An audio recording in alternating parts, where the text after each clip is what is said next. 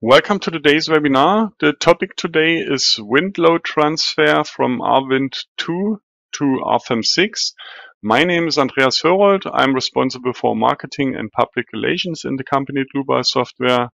For instance, the content of the website, the German and English webinars, customer projects, newsletters, and so on. I will be the moderator today and I will answer your questions. My colleague Andreas Niemeyer will be the presenter today. He's the head of product engineering in our company. That means he's the main responsible person for the development of the programs and add-ons. Okay, some words how you can ask questions. Before I do that, I switch off my camera that you can see the full screen. You can click on that question mark above. Then you need to enter your question in that field, press send, and then I will receive your question and I will answer you. Okay, that should be all from my side. I hand over to Andreas Niemeyer. Andreas, it's your turn. Thank you. Then I take over with the topic wind load transfer from rWind 2 to rFEM 6. Today I prepared an interesting program for you. I want to show you how you can move models from rFEM to rWind, of course. And for this I selected some special models and prepared some interesting stuff that you know how to control all these properties and settings for such an analysis. To have a clear program, I divided my presentation into 5 main points. The first is about modeling in rFEM. So here we talk about how or which type of elements you have, what you can transfer, which properties you have, which discretization options you have, how you can control mesh, and so on. In the second point, we transfer the model to rWind. So for me, point 1 and 2 is always connected, but I show you how you can control all this stuff. In the third point, we perform finally from our models a CFD analysis to see which results the rWind program with its core outputs and how we can use it later. In the fourth point, we use finally the results from the CFD analysis in rWind. Let's say we move it back to rFEM for a further static analysis, for example. And finally, I want to sum up everything and give you an outlook about our current development in this field. As you see in these pictures here on the right side, this is a little bit maybe a sequence how we go through the program today.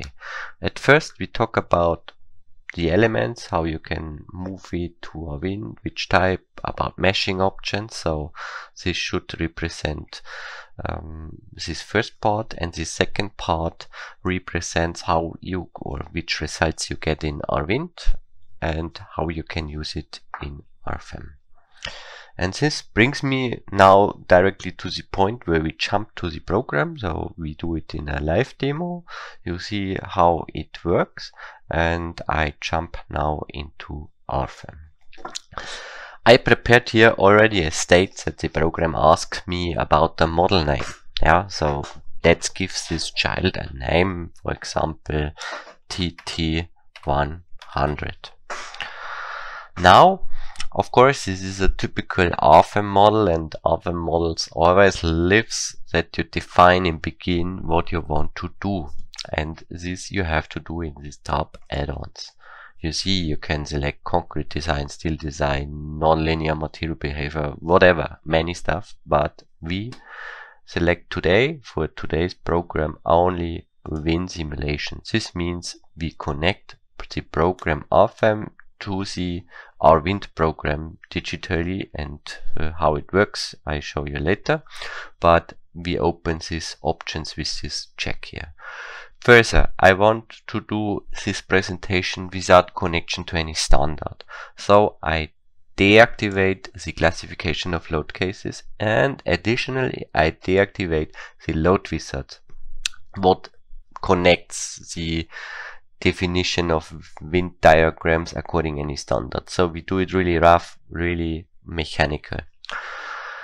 This means I have in the following tabs no option to define. If all boxes are great, no standard have to define, the box remains empty here on this side. So let's jump into the program. And you receive a typical RFEM environment with the table on the bottom, with the navigator on the left side, with the toolbars on the top, and with the graphic desktop in the middle. And now we directly can start, but before I pick my first nodes and elements, I want to highlight now the mightiness what you get with this option. Yeah, in RFEM, as you know, you have member elements, you have surface elements, you have solid elements, yeah, solids, and all these elements could be connected with properties, only tension, only with yielding, whatever. So you can prescribe these elements for her statical resistance.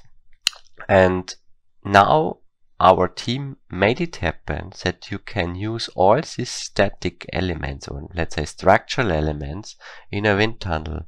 So we got a chance to use this structure. Maybe a member is for us as engineers only a line, or a surface is only a surface without thickness, because the thickness we describe by parameter. But this interface to the wind tunnel sees this element not as line, for example, a member, then with this outer hull, so with the cross-section rendering, and moves the hull into the wind tunnel, do calculation, and gives the results back on the line. And this is really a mighty or powerful function, and I want to show you today this function on all type of elements. And I want to start now with the member type first. So let's define a member in the graphics. I pick the member function. Of course, it should be a beam element. Here I define a cross section, so make a new section. Let's start with a not a complex section like we just see with an IP. Then let's use a rectangular section. So you see here is our library. On the left part, these blue items are thin wall cross sections like I sections, C sections, T sections, whatever. And on the right side, these gray items are massive cross sections made for timber and concrete. I use now here this squared cross section. Give here a size, for example, 300 millimeters, and assign a material. So for me, steel fits not with this 300 millimeters, so I assign a concrete, and you see you get the expected gray color, and we confirm this setting and pick here the member into the space.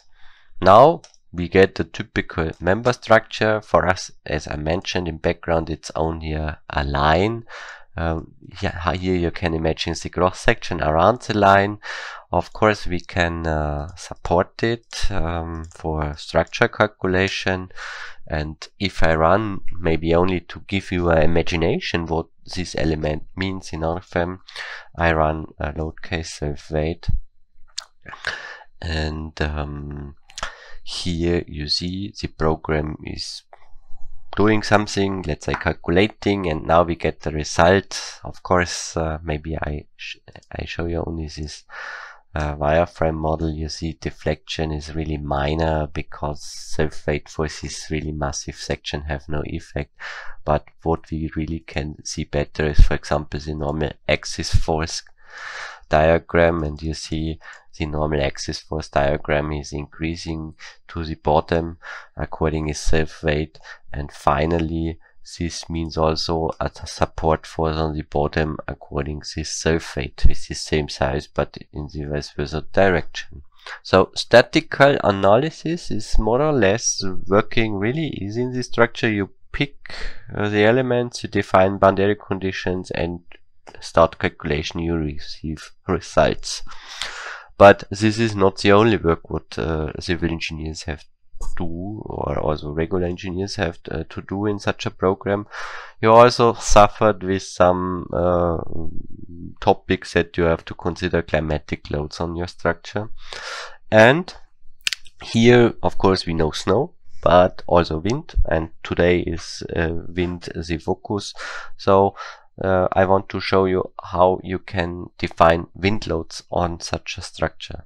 Of course, we have standards and rules and articles which gives us schemes for describing wind loads via element loads, maybe about a line load on the structure, but these schemes always related to a specific shape.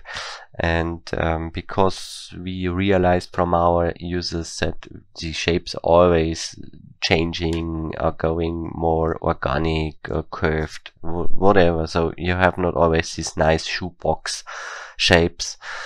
Therefore we started the development of a digital wind tunnel program with R-Wind, and we connected our structure calculation of with this wind tunnel program. And here this allows you to consider all shapes in the wind tunnel, and your entry to this is a load case. So I jump now to the load cases. I open this table row in a dialog by double clicking on the left gray bar. You see load case 2 is already opened. We can give a name, maybe CFD wind. Yeah? And now we have to learn the program what to do. Now we don't want to do a static analysis, and we want to do a wind simulation. This means now, and you get a hint directly because below still the static analysis settings are active. Yeah, because a wind analysis means program is taking the structure, the hull of the structural model into wind tunnel, do CFD analysis, detect forces on the structural model, gives these forces back to RFEM for further static analysis setting, calculates normal axis, force diagrams, bending moment diagrams, calculate deflections, and have so far a two-way calculation, so CFD plus static. So therefore you have to define both here, but we came to this later. Now what is important for me, you see, if you change to wind simulation, you have here two new tabs. The first is, let's say, the standard description, what should be done behind wind simulation. Here in the first tab you have, let's say, I call it simply calculation parameters. If you take a look into, you see, okay, what is behind. You can see, you can check here which simulation type is done, steady flow analysis, so the average time analysis, you get average over the full time segment. You get here a transient flow analysis, where you can calculate over time, where you get for every time step a result. So of course the second option eats more time but gives you a higher quality of result. You can describe the medium what is flowing around the structure. You can define which solver, meshing. You can define options like if turbulence should be considered or not, boundary conditions of the wind tunnel. Generally, the wind tunnel is defined that the bottom is terra surface, that the speed is going to 0, and right, left, and top is slip boundaries that the wind can slip through. You can define if your elements, if the hull surface what you send into the wind tunnel is rough or not. You can define user-defined wind tunnel settings and so on. Further to every setting, maybe to steady flow, you have here your calculation parameters, how many iterations, which turbulence model should be used, which iteration value you monitor during calculation, pressure differences or drag force differences, and advanced calculation parameters. Further, so this is the way how it should be done. Now, what should be done? Because we have a wind tunnel, the question is, what are the loads? So in structure model, it's the forces. Here we need a wind speed, what we send in. So you can define here a wind speed diagram over high. Yeah. So you see, it's a typical table. You can describe here, for example, at 0 we have 10 meter per second. At 1 meter we have, for example, also 10 meter per second, and we receive a constant diagram over high. If we want to, let's say, make another diagram, it's also easy. For example, you write here 0.5, here 1, here 10, and you describe here any value. So this table input, this allows you to define any wind what you want, maybe a slow wind, a strong wind, a storm. So the list could be extended. So it's in your hands which wind you send in and which results you receive. In my case, I made it easy, so I make only a constant diagram over high with 10 meter per second. And assign it to this load case. In the next, we know now how, we know now what, and in which direction. So if we define here 0 degrees, it means the wind is blowing into X direction, and if you define here any angle, it will be rotated around global C. Yeah. Further, now the description in which region. So we call it wind tunnel. It's a box around structure. Here the beam, what we describe in the graphics, represents the house, represents the beam in the graphics. You see, the wind tunnel is always described according to maximum sizes, or let's say hull sizes of the model what you place in the wind tunnel, multiplicated that you get also, for example, for high, we know our member is 1 meter long, and here you see the final high is a fracture of this size. No? But all values are great. Yeah, you can't pick it. It's a standard setting that the program automatically detects the size of the wind tunnel around the structure. If I confirm this, you see what happens.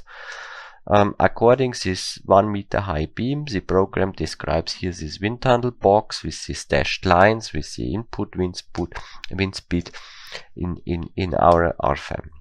So far, so good. If you want to change this wind tunnel, so no problem, you can do it. You get the Mighty to do this. You only have to open the calculation parameters and say, I want to have user-defined wind tunnel options, and now you can describe the values, these fractures roundabout with a factor or with the size. No? In my case now, because I want to explain you how our wind interprets the structure model, I make now a really small wind tunnel, not to speak about quality of results and more to speak about discretization. So this has nothing to do with the wind results and more about how the mesh is done. So please see it in this size. So therefore I define here round about 0.5 meter. And to make more or less a 2D problem of it, I describe now no high over above the model. And if I check this, you see our box is really small now, and to see the connection to the structure, if I change this to maybe 0 to 10 centimeters, you see the wind tunnel is going more smaller. So you have the control. You can change it if you want. We have an automatism to define a general size according any rule. If you want to change it smaller or bigger, you can do it also. But now I make it really small to show you that you can do it, and go to check meshes and not to wait so long. No? Because if we mesh it, we always have to wait a few seconds. So as small as this domain is, as quicker it's going. And now the next point what I want to mention is this is now our structure model, a small member in RFEM, but how the wind tunnel sees this model. Let's take a look. Of course you can press calculate and you see a progress bar and finally you get a result, but when we want to see behind the engine, you can do following. You can double click here load case, go into wind simulation. You have here button to open the wind tunnel program in between, or you have here below results, calculate, sorry, also an option to open the wind tunnel behind. Now, and if you do this, the program is sending the structure model into the wind tunnel program. Now we are in RWind, and you see, of course, the program has some control mechanism. If we want to turn off simplified model at first, no, I don't want to do this. Later we talk about, so no, and you get, let's say, more or less a similar drawing like in RFEM. Yeah, wind tunnel around this beam segment, input wind speed, navigator, and so on. But we can talk about in the next steps about these options. This is for you now, of course, in a different style, but because it's another program. But let's see how the program interprets this graphic, so this blue box in meshes, how it really will discretized. And for this we go to simulation and say no, not start, because this small wind tunnel makes no sense, but we only generate mesh to see. Yes, wind tunnel is too small, but we accept this now. And you see program is changing in a mechanism where it shows me what is done. So you have here such a information window that you do block mesh, that you decompose, that you do a snappy hex mesh process, how much elements he already did. So it's more or less informative, and you get the sign when it's ready for your information what he's doing. So generally he moves this rendering graphics from RFEM into this wind tunnel. Here he defines, or he have a really rough mesh, so he describes these blue surfaces by really big triangle surfaces. Then he mesh these triangle surfaces with a, let's say, a finer mesh to discretize the sizes of how fine the mesh is. So he lies a mesh on it. It binds a finer mesh on these surfaces. Later he simplifies it to make it wind proof, and between this simplified mesh and the wind tunnel sides, the program creates a solid mesh where it do the flow calculation, where it detects the pressures, wind velocities, and so on. Now he's ready, and we get the first view on it. Of course, he don't visualize this mesh like a solid, because then we don't see something. So he have always these slices. In our case, because we created it like a 2D problem, we want to take a look at top view.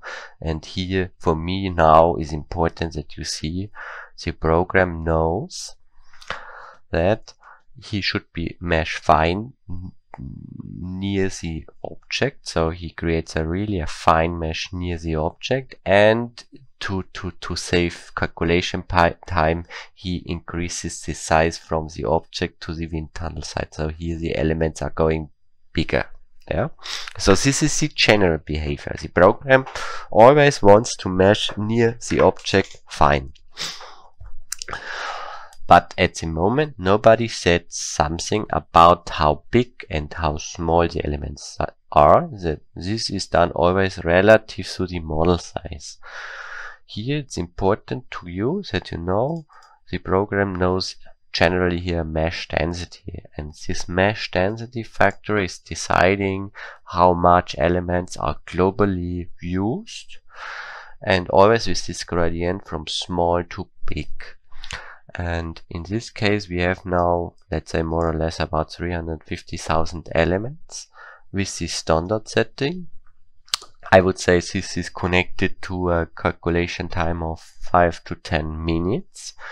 If you want to change it, of course the calculation time is increased or decreased, but let's change this mesh density to 10%, that you see the change. Yeah?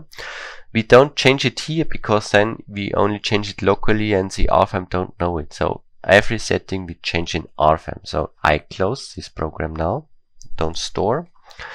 And we say in the calculation parameters, of course, we go into the how it should be analyzed and change here from 20 to 10. Yeah. And yeah, let's check it and jump into the wind tunnel. And you see the same question. No, simplification is okay. No. And if we mesh it again, generate mesh, then I expect that the process is much quicker than before. You see now the global amount is much smaller than before, not about 350,000, and really only a fraction of it. And if we see the splice, we already smell what happened. So let's take a top view. You see, of course, it's fine near object, but the global amount of mesh cells is less. Yeah. So with this mesh density, you changed the global amount of elements what are used, but still the gradient from model to outer sides is used. Yeah. Check what happens. We have now about 60,000. Yeah. Now, you know, mesh density is here for controlling the global amount of mesh elements. Now, of course, the question could come up, how can I control the size of the elements near object? Can I also change it? And yes, you can do. For this, we hold in Arvind the parameter below model, the level of detail parameter. And because this level of detail parameter is more connected to the meshing of the object, we placed this not below calculation settings of the Arvind. Then we placed this in the global meshing of the program of RFEM.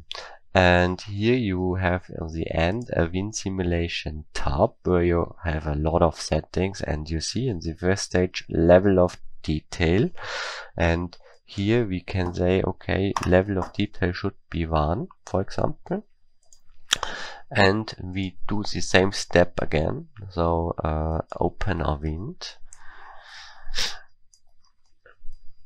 and of course same question now, and we go to simulate generate mesh. Yes, and I expect that it's running again quicker than before because we changed now the level of detail, we made it more rough. And let's see what happens if we take a top view, and you see now, oh, okay, the mesh is more rough near object, of course still smaller than the rest, but you have with the level of detail your hands on the mesh sizes near object. And this is, I think, really interesting because then you can control the effects what should be calculated near these structures. Now, of course, you can imagine this is now everything what I have to know, and I would say no, this isn't. This is now such a really easy cross section.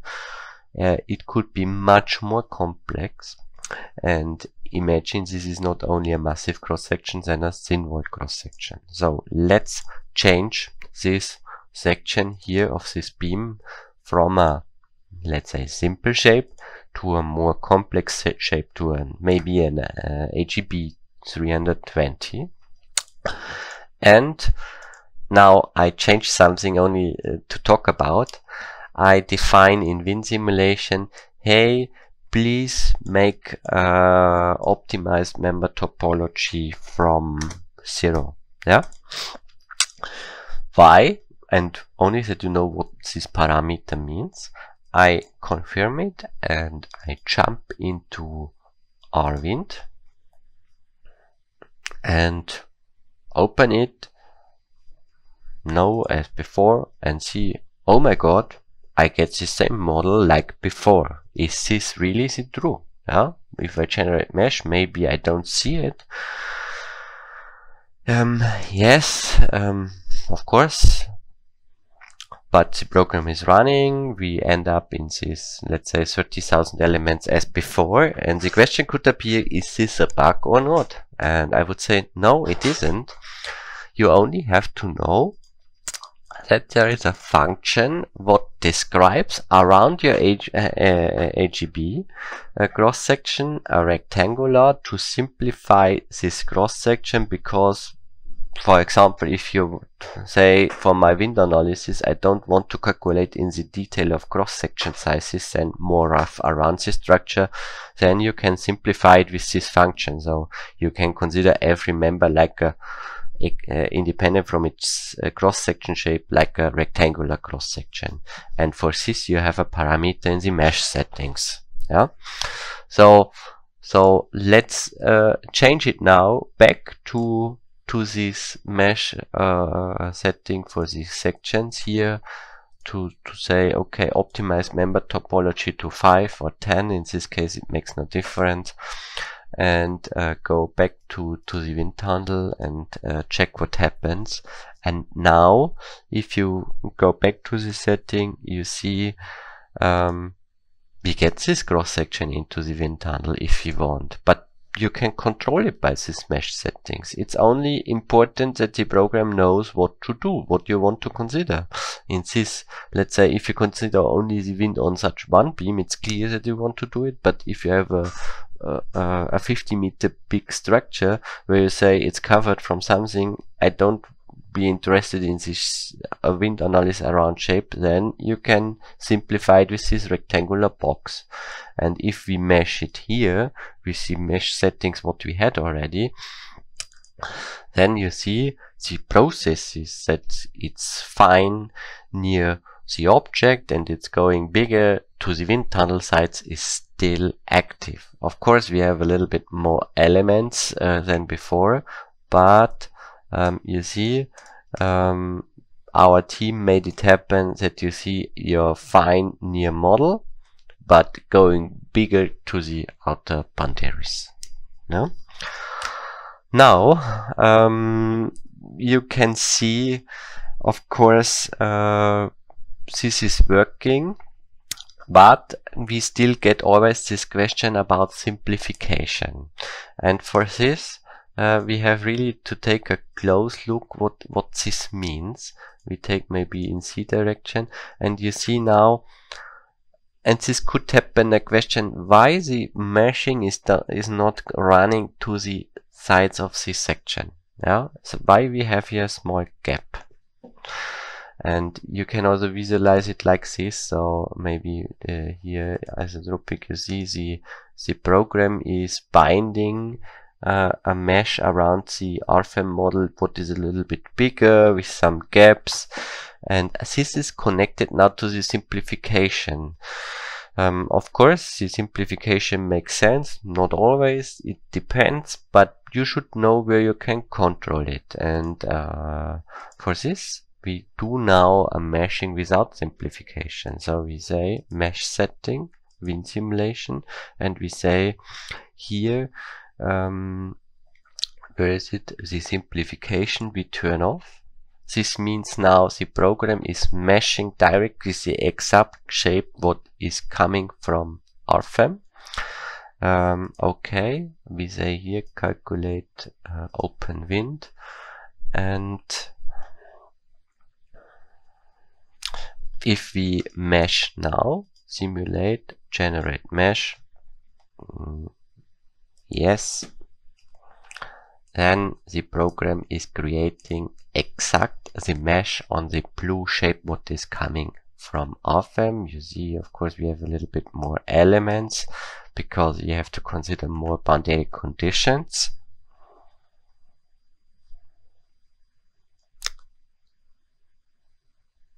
And now a look on the top view shows we have no gaps. Yeah, so maybe in Z direction, no gap is here. Even the mesh on the model is now really exact on this shape. This is okay, but allows you to consider the shapes exactly in the wind tunnel. On the other side, you have a situation, not only these nice eye sections, then you also have here, for example, yeah, let's create something like this. So imagine you have more complex sections. For example, we change this section into a user-defined section. So I open it in the editor, in our section editor. So this function allows me to load this current section in our section. What can modify it? So I have it here. Let's say I explode it here, explode, and now maybe increase the stiffness or increase the cross section, generally with a stripe 10 mm from steel. So imagine we weld here a sheet, yeah, and you get here such unnice corners, for example. So save and return. So now we have here this section. Okay, and now let's turn on. Here I would not mesh exactly this corner, and here I would say, okay, simplification is okay for me. The size of the simplification decides if we have it more rough or not. So let it with this simplification and calculate wind. And you see, if you change this cross section in RFEM via a member cross section, it's really easy to get this model in the wind tunnel. So this is again really mighty, this change, and even the meshing function understands this and can work with this stuff. And to make it better, you have this simplification because you can smooth it a little bit. Yeah. So here only check what happens. This is for me a little bit preparation for the next model I want to show you. But you see, okay, here he realizes no wind can blow in, so it closes the gap, and a top view shows you that he make here, maybe without perspective, that he rounded a little bit, that this corner is not meshed exactly. Now, what happens? This means, okay, no wind can blow in, but imagine we not only have one 10 centimeter beam, then we have more or less a member structure. So if we imagine, for example, we change this beam to 0.5 meter length. Okay, we copy it, maybe here a second beam, and we have something like a corner. So maybe in X 0.5 and minus 0.5. You get something like such a member corner. For us as civil engineers or mechanical engineers, it's only such a wireframe model. For the graphics, it's a really complex stuff, and it's intersected to each other. I can look through, yeah.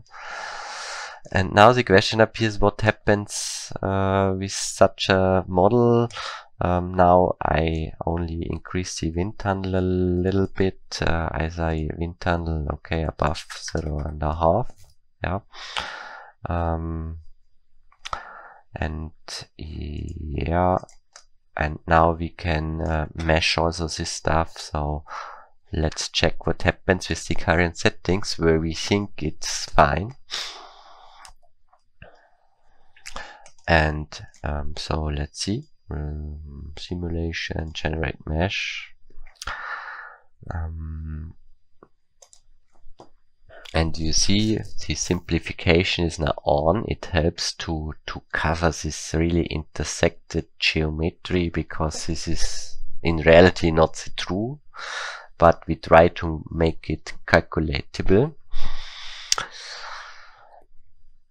And finally you see, and now we have to change, let's say, the view to the surface mesh. The program is binding a simplified mesh around. Yeah, he will cover all this critical situation, but still, of course, you can look through. Yeah, and if you want to avoid that the wind can blow in, you can increase the level of detail. So let's change it and say mesh settings. Level of detail is maybe here, maybe 0. And let's check it again. Open wind. I think the mesh will be pretty rough, because we said now the mesh near structure is bigger. Generate mesh.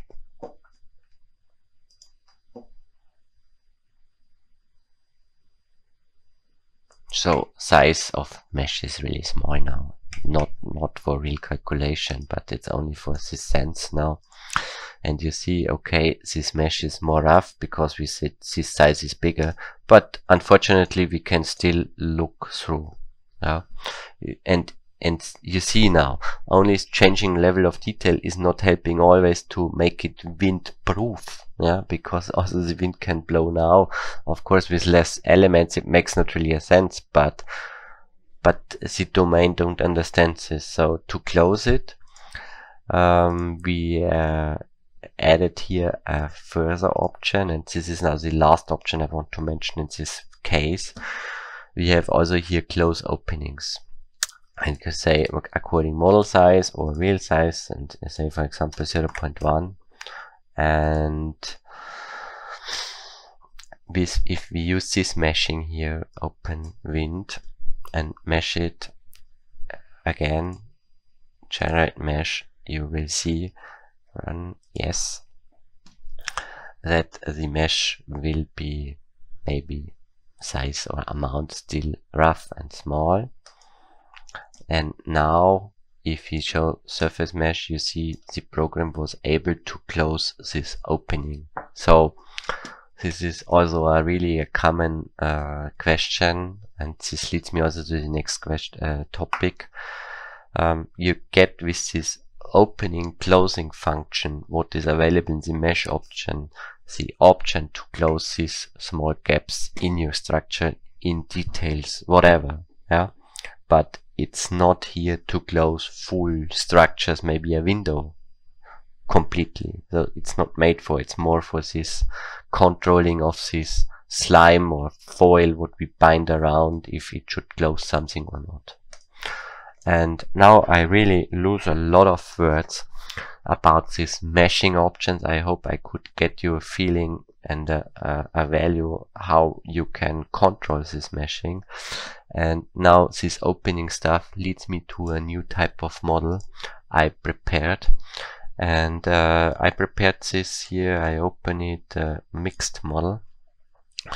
And this is, let's say, I would not say typical model what we receive in our support, but maybe let's watch it first without results in a rendered style. So this is maybe steel structure, I call it hall. Yeah, it's not rectangular and with a banded floor plan, to see how powerful also this 3D calculation is, that you can use also such banded shapes into the structural analysis. Of course, if you calculate it, maybe similar like we did it before, You can calculate self-weight.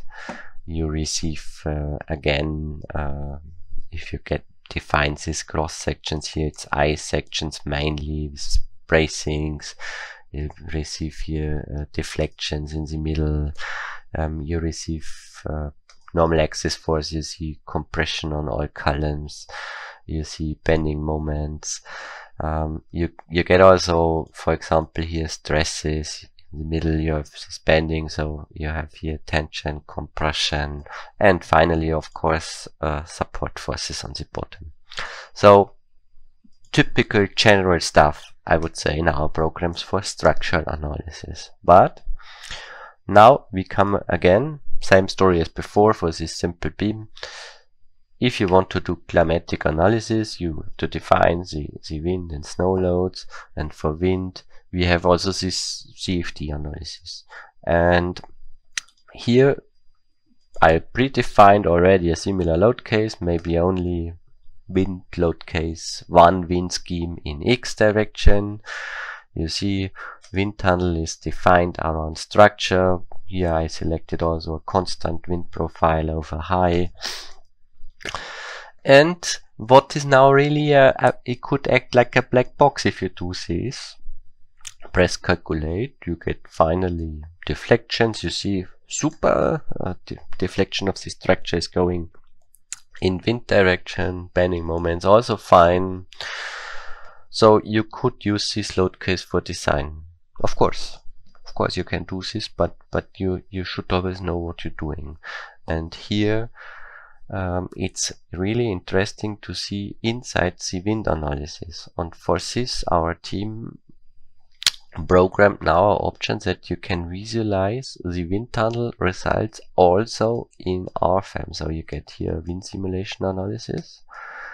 You see now this is the wind pressure on the structure. Maybe let's look at first on the wind results around structure.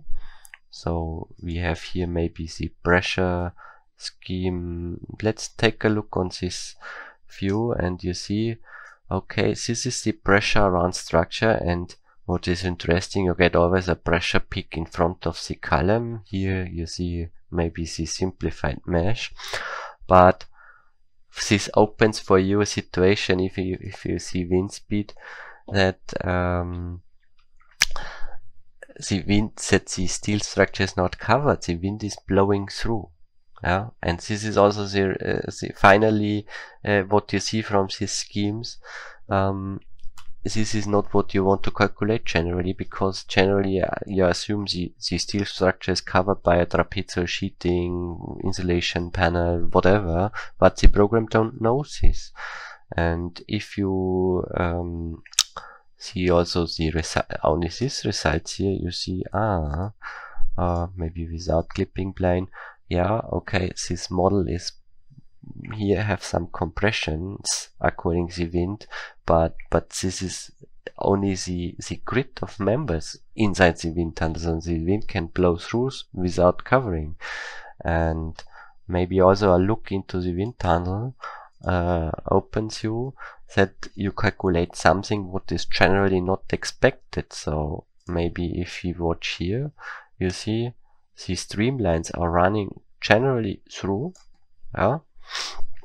Of course they present this pressure on the structure what we just saw, but they neglect these fields. And for this we have to learn the program how to deal with these situations. And therefore I use this model to explain you how to cover it. And here please do following. So we developed for this type really a special surface type. We called it load transfer surface, and this is a surface would have no stiffness but only the job to suction or to collect loads and to distribute it to neighbor elements, and see how it's distributed in X and Y, whatever is controlled in this sheet. And I define it now for this type of surface. So let's go here to boundary load transfer. I define here these boundary lines. Yes, of course, you have to delete results. Maybe here's this front surface, this roof segment. Yes, back also. Oops. Load transfer here, here, here, here, here. Yeah. Now we use these surfaces. I select it, take a rotation manipulation, say okay, please 2 times. I think the angle is 15 around this point here, and go. And now the lateral wall, the same, we have only 1 time, 45, and go. And now it's covered by a surface. Yeah, of course, looks good.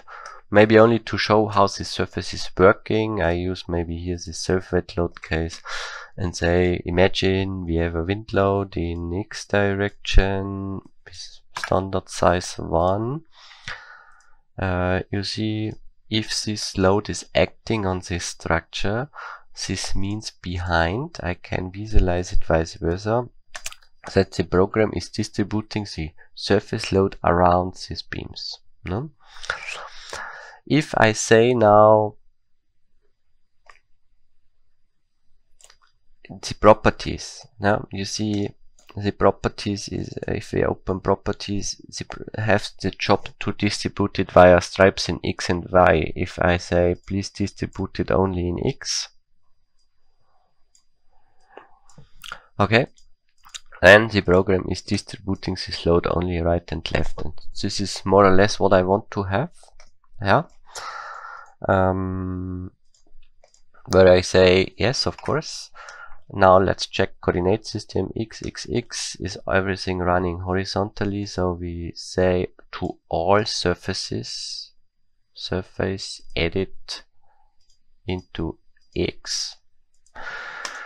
And now we have a good feeling, and if we send it into the wind tunnel, so let's say wind tunnel, open it,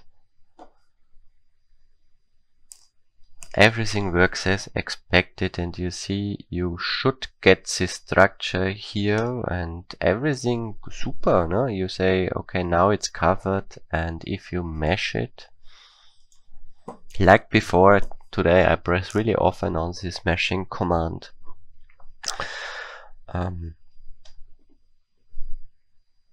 Yeah, process is starting. Of course, it will create, we have a big wind tunnel now, it will create more meshes, but for me it's important that you see this, that you really have it in front of you, what means this when you don't take care about.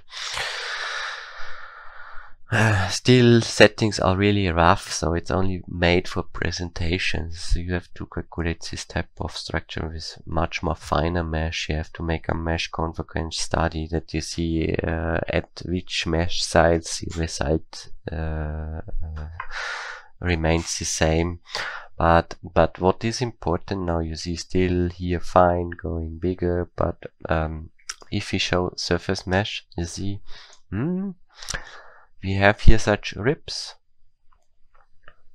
and this is really strange because my model have no ribs, but or the outer hull of my model have no ribs.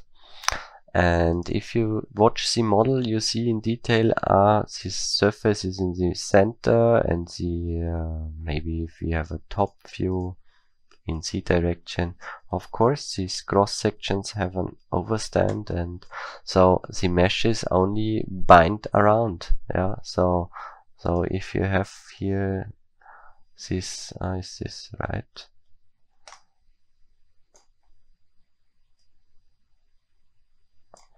See,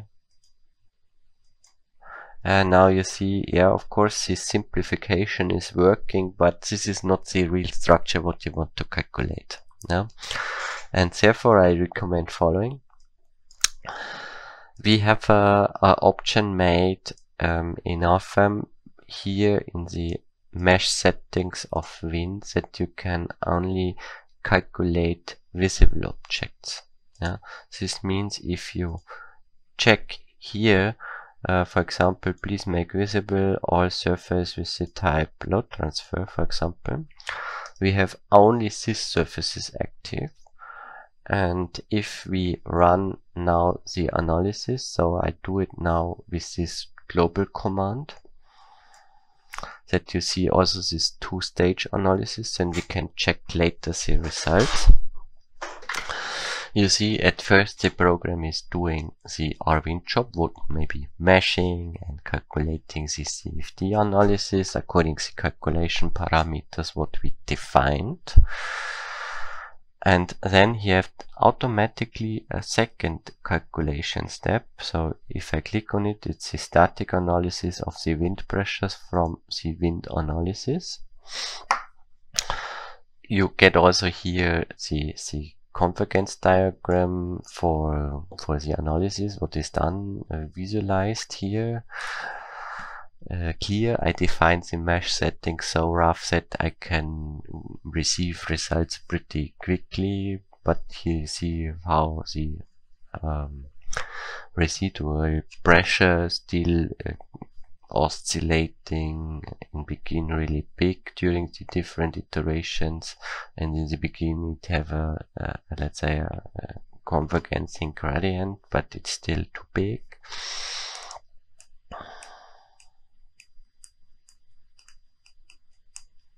And this static analysis job is still waiting for the results what are coming from the wind analysis.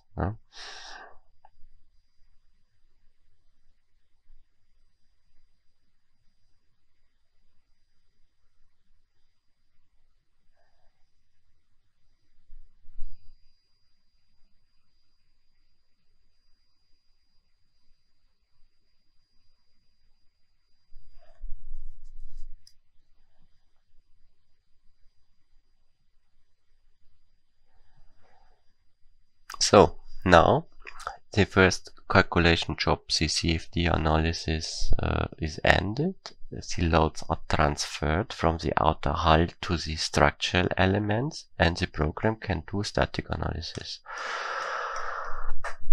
Everything is fine. We get the screen back. Now the question appears what we see. At the moment, nothing. Why? Because our, let's say, only these transfer surfaces are active, so I break the visibility mode and now maybe make a wireframe model to see more. You see we get now first view what I always do, what makes my deflection, and I would say fine. So deflection is running in wind.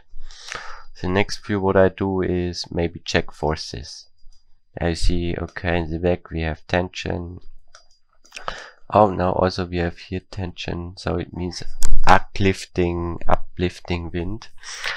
And we get also here bending moment with the pressure is acting. And if we check now the corresponding wind simulation, you see we get also wind pressures now not only on members and on these surfaces. If you check this let's say pressures around, you see we can slice this blind. Now we have also pressure in front of this structure. So now it seems better than this starting model. Of course we can take a look in wind tunnel how it looks like, but for me it seems now okay, we send in something what is more real, so we covered it. We have also about these ribs, let's check it, but let's go to our wind, and you see, okay, now if I say this is simulation, show computational mesh, you see the ribs are gone, so it's more clear. So of course it's simplified, so the simplification effect is here, but you can control it like I showed you. You have in front a pressure, here a suction, so so far clear. We have this wind flow now not through the model, then we have it around the model. Of course you can animate it, it makes really impressive graphics where you can see how the flow is going around this structure. And of course all other results, maybe like pressure around is similar like in RFEM. Yeah, so let's say you see you get now the pressures on these distribution surfaces, and these distribution surfaces gives this pressure to the structure itself. So let's take a look on static analysis, and you see here distribution of loads. What is here important? You have here 1D elements where you see, okay, concentrated force. This is maybe in X. We get only, this is in local X, so in member longitudinal directions are almost 0. In Y direction you see maybe the outer suction is on the beam, and in wind direction you see, okay, how the wind is pressing against the vertical axis of the beam, and these forces are coming from the distribution surface and used for the static calculation to calculate these deflections.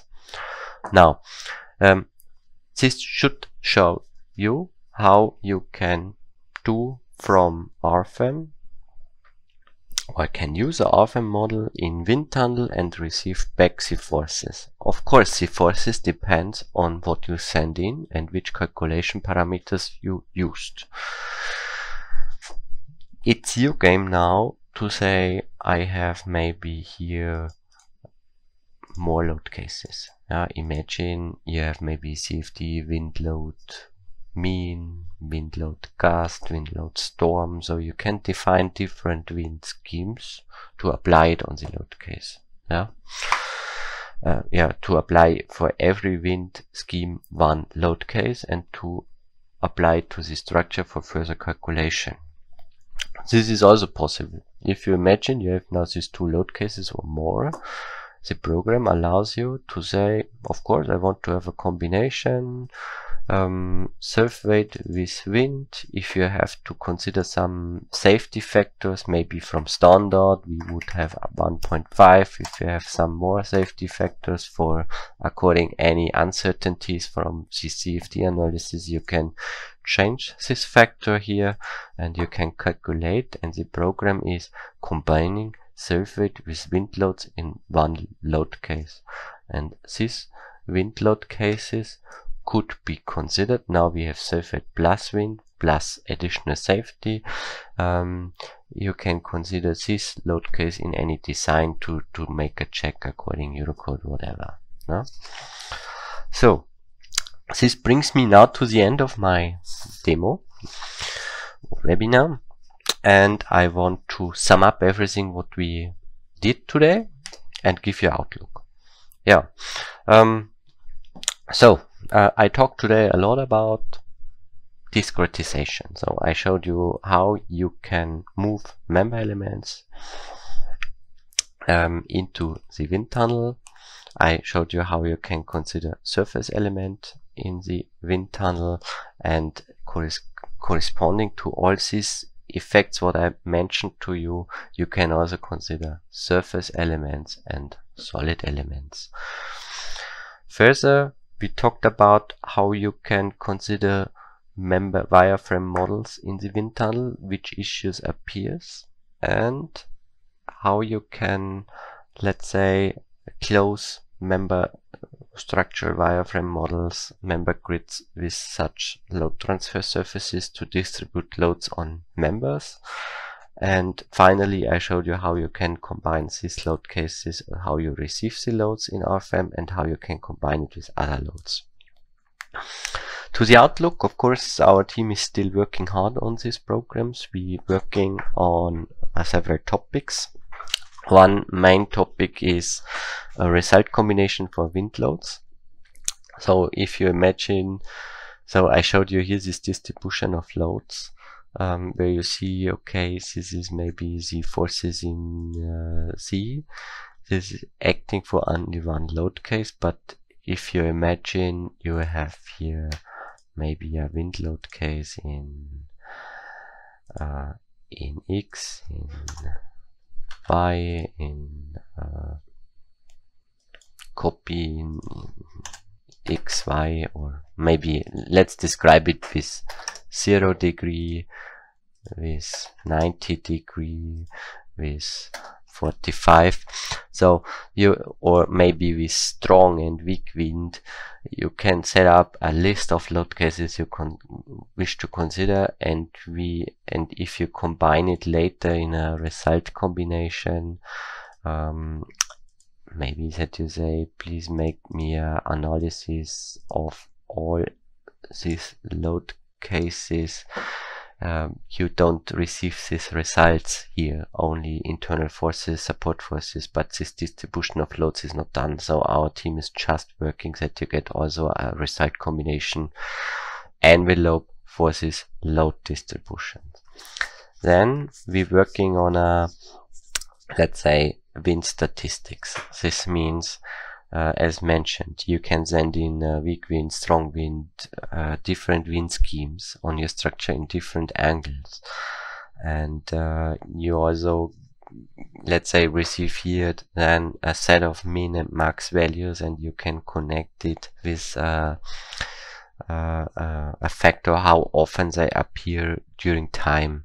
And here we just working on integrations that you get something like a statistic envelope about max and min values from different wind actions, that you can calculate from this characteristic calculation value to a design value.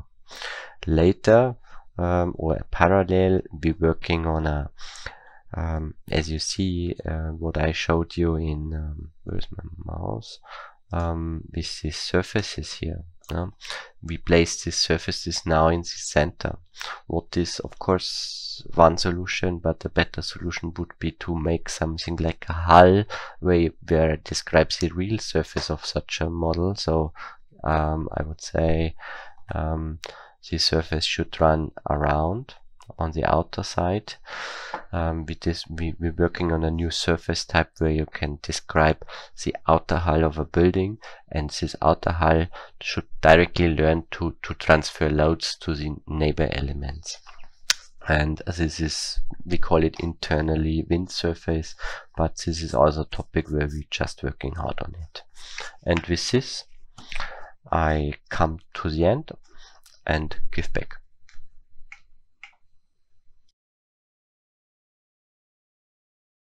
Thank you, Andreas, for this nice presentation. Some words from my side, a hint. Just book your free online appointments, such as a product demonstration of RFEM6, RSTARP 9, RWind2, R Section 1, or to our add-ons. Just click on that link at the bottom here, or you can scan the QR code. You can download the PowerPoint slides in a PDF format from our website. In the next days, you will get an email with a link to the page with the recording, PowerPoint, and the model of today's webinar. Okay, that's also all from my side. Thank you for your attention. Thanks to Andreas Niemeyer for his presentation. I hope we meet each other in a future webinar. Thank you again. Bye-bye.